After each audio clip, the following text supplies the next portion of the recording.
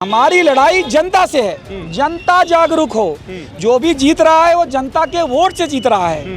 उत्तर प्रदेश में सामान्यतः धर्म और जाति के नाम पे चुनाव होता है। आपने अपने नाम के पीछे भारत लगाया हुआ है, जाति क्यों छिपा रहे हैं? मैं आपको बता दूं, जिस विधानसभा का चुनाव हो रहा है उस विधानसभा में 90% अस्पतालों की स्थिति यह है कि डॉक्टर साहब 2 बजे के बाद बैठ नहीं पाते हैं क्योंकि सुविधा नहीं है। आप भी चौहान हैं और भारतीय जनता पार्टी के जो कैंडिडेट हैं वो भी चौहान हैं, तो चौहानों का वोट काटने के लिए सपा के उम्मीदवार को फायदा पहुंचाने के लिए तो मैदान में नहीं उतर गए हैं। स्कूल की मांग है इनकी और यहाँ पे रोजगार है, अस्पताल है, स्कूल, अस्पताल, रोजगार, स्वास्थ्य, स्वरोजगार, तमाम चीजें हैं। जनता को तो 5 किलो राशन चाहिए, उसके अलावा तो जनता को कुछ नहीं चाहिए। शिक्षा, स्वास्थ्य, स्वरोजगार, तीनों को एक साथ अगर हम नहीं बदलेंगे तो एक को बदल के हम कुछ नहीं पाएंगे। जाति धर्म की राजनीति बांटने की है।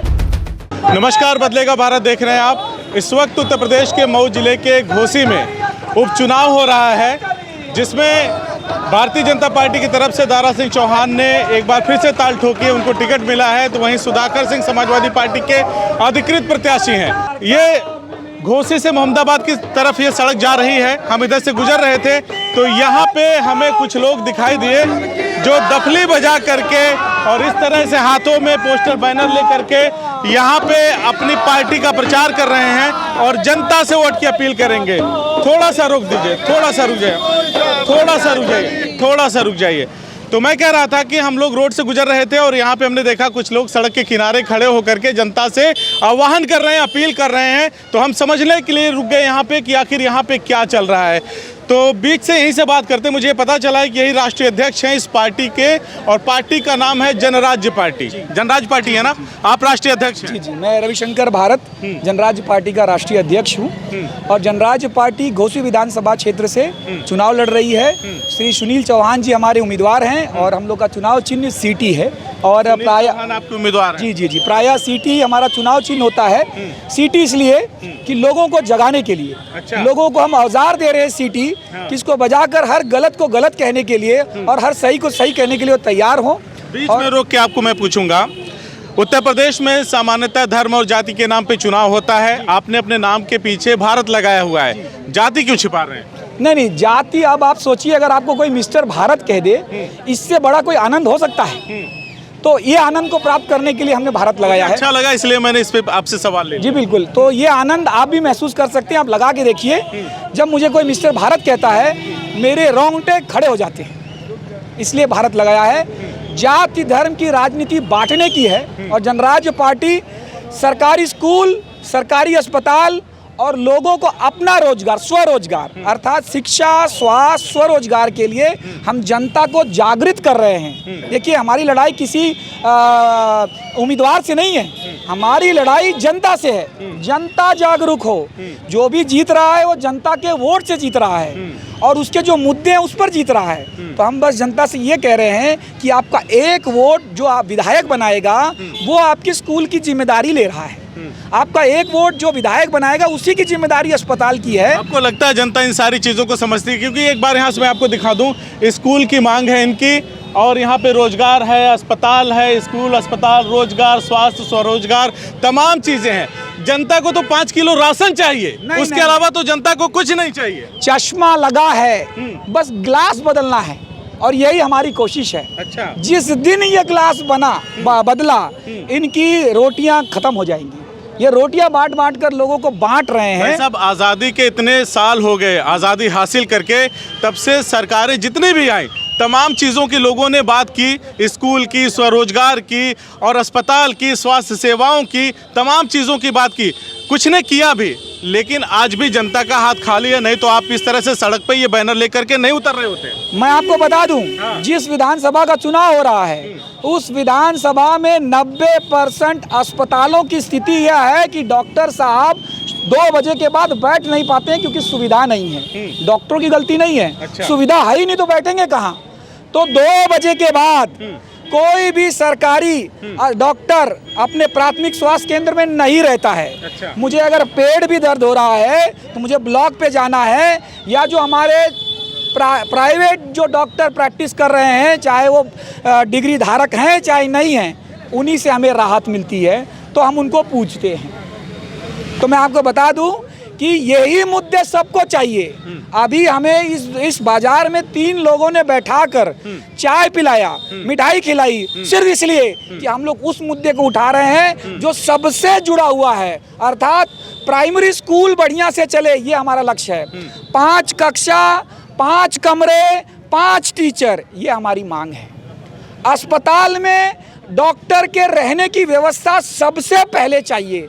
बेचारा डॉक्टर के पास चीजों में सुधार कैसे होगा? जो आपकी मांगे हैं, सरकार भी है, सिस्टम भी है, लेकिन फिर भी सही नहीं हो पा रहा, तभी तो आप लोग ये मांग कर रहे हैं। तो कैसे सुधार होगा? नियत, जनता नियत पे भरोसा कैसे करे? जिन पे भरोसा करती है वो दगा दे जाते हैं, फिर आप पे भरोसा कैसे सरकार की नीयत। मैं जनता की नीयत नहीं, सरकार की नीयत। मैं सरकार की नीयत की बात कर रहा हूँ। सरकार ये जान रही है, जो भी सरकार में रहे, अच्छा, वो फलाने नाम से टिकट बांट देंगे, वोट उनको पड़ेगा ही। तो उनके लिए वो चीज़ ज़्यादा जरूरी है। उनके लिए शिक्षा जरूरी नहीं है, उनके लिए स्वास्थ्य जरूरी नहीं है, उनके लिए स्वरोजगार जरूरी नहीं है।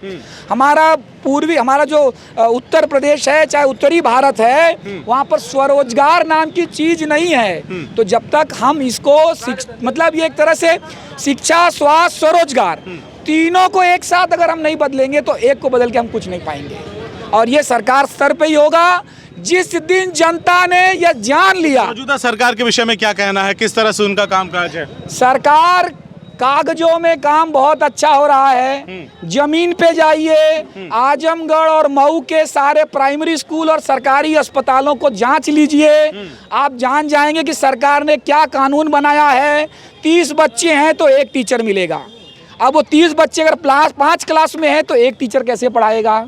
आप सोचिए तकनीकी गलती कहाँ हो रही है। इसीलिए मैंने कहा 5 कक्षा, 5 क्लास, 5 टीचर, तभी पढ़ाई बढ़िया होगी। आज हर आदमी 3 एग्जाम पास करके प्राइमरी तक। सरकार को आप लोग कुछ पत्र वगैरह लिखे हैं या अपनी मांगों को? हर जिले में जिला बेसिक शिक्षा अधिकारी, हर जिले के सीएमओ को हम लोग पत्र, धरना सब दे रहे हैं। एक चैनल है, अभी हमने जिले लेवल पर सब मुद्दे को उठा दिया है। अब अगला मुद्दा हमारा ऊपर जाएंगे, लेकिन उससे पहले हम इसे जनता के बीच ले आए हैं क्योंकि हमको मौका मिल गया। और इस मौके में हम सिर्फ जनता के बीच जा रहे हैं। जनता को खाली, मैंने फिर कहा, जनता से हमें उम्मीद है और जनता को ही हम शिक्षित करने की कोशिश कर रहे हैं कि स्कूल, अस्पताल, रोजगार सबको चाहिए। आपके प्रत्याशी से मैं बात कर लूं, आपकी तरफ फिर मैं लौटूंगा। क्या नाम हुआ आपका? मेरा नाम सुनील चौहान। कितनी उम्मीद है आपको? उम्मीद इतने धुरंधरों के बीच में आप खड़े हैं और अपनी ताल ठोक रहे हैं, डफली बजा के आपके लोग आपका समर्थन कर रहे हैं, कितनी उम्मीद है? घोसी विधान से हमको 60% से ऊपर उम्मीद है। या जनता चाहे तो 100% हो सकता है। तो इसी उम्मीद को लेकर हम घोसी विधान में चल रहे हैं। अब तक किन किन जगहों को आप कवर कर चुके हैं, जनता के बीच अपनी बात को रख चुके हैं? हम लोग कोयरिया पार और तमाम कोपागंज में और इधर भोजी और इधर आ जाए। ऐसा तो नहीं है कि ये आप भी चौहान हैं और भारतीय जनता पार्टी के जो कैंडिडेट हैं वो भी चौहान हैं, तो चौहानों का वोट काटने के लिए, सपा के उम्मीदवार को फायदा पहुंचाने के लिए तो मैदान में नहीं उतर गए हैं? इसके लिए हम नहीं उठे। हम जनता के सामने, हम हर बिरादरी में जाते हैं। ये नहीं कि कोई हम चौहान में सिर्फ जाते हैं, हम हर बिरादरी तक जाते हैं। अच्छा। अपनी बात को रखते हैं और उनसे गुजारिश करते हैं अपने मुद्दे को लेकर कि हमारी मुद्दा ये है, हम जीतेंगे तो सरकारी स्कूल, सरकारी अस्पताल और युवाओं के अपने क्षेत्र में रोजगार मिले, इसके लिए हम काम करेंगे। यही विधायक, इसी विधायक के चुनाव कितना समझती है जनता इन बातों को? स्कूल के बारे में, स्वरोजगार के बारे में, अस्पताल के बारे में कितना समझ पाती है जनता? जनता अभी समझ रही है, धीरे धीरे आगे चल के समझेगी। जब समझ जाएगी पूरे तरह से तो ये में सुधार धीरे धीरे आएगा।